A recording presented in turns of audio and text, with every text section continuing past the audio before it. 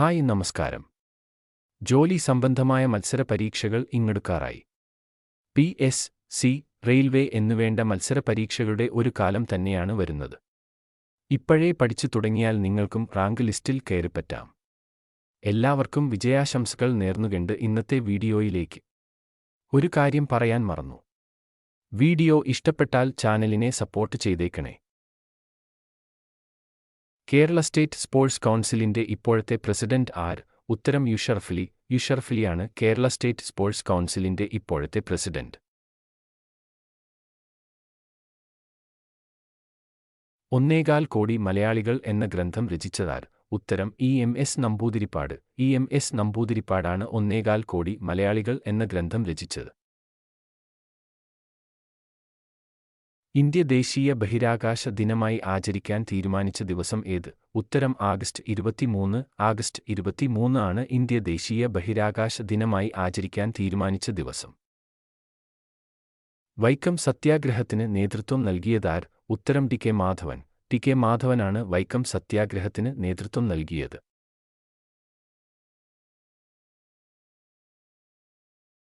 ഉപദ്വീപീയ നദികളിൽ വച്ച് ഏറ്റവും നീളം കൂടിയ നദിയേത്? ഉത്തരം ഗോദാവരി. ഗോദാവരിയാണ് ഉപദ്വീപീയ നദികളിൽ വച്ച് ഏറ്റവും നീളം കൂടിയ നദി.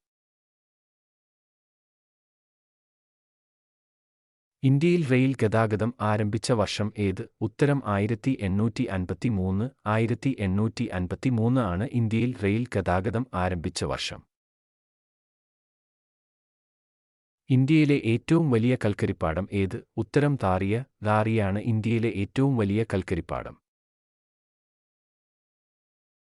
കരിമ്പ് ഉത്പാദനത്തിൽ ഒന്നാം സ്ഥാനത്തുള്ള ഇന്ത്യൻ സംസ്ഥാനം? ഉത്തരം ഉത്തർപ്രദേശ്. ഉത്തർപ്രദേശാണ് കരിമ്പ് ഉത്പാദനത്തിൽ ഒന്നാം സ്ഥാനത്തുള്ള ഇന്ത്യൻ സംസ്ഥാനം.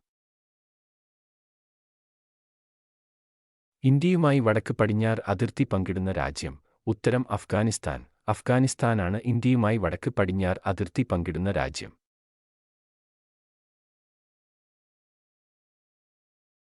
യങ് ഇന്ത്യ പത്രത്തിന്റെ സ്ഥാപകൻ ആര്? ഉത്തരം മഹാത്മാഗാന്ധി. മഹാത്മാഗാന്ധിയാണ് യങ് ഇന്ത്യ പത്രത്തിന്റെ സ്ഥാപകൻ.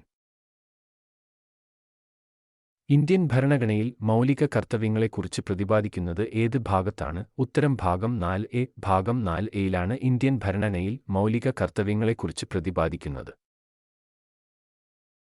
ദേശീയ ഗീതമായ വന്ദേമാതരം ആദ്യമായി പാടിയത് ഇന്ത്യൻ നാഷണൽ കോൺഗ്രസിന്റെ ഏത് സമ്മേളനത്തിൽ ആയിരുന്നു? ഉത്തരം കൽക്കട്ട കോൺഗ്രസ് സമ്മേളനം. കൽക്കട്ട കോൺഗ്രസ് സമ്മേളനത്തിലാണ് ദേശീയ ഗീതമായ വന്ദേമാതരം ആദ്യമായി പാടിയത്.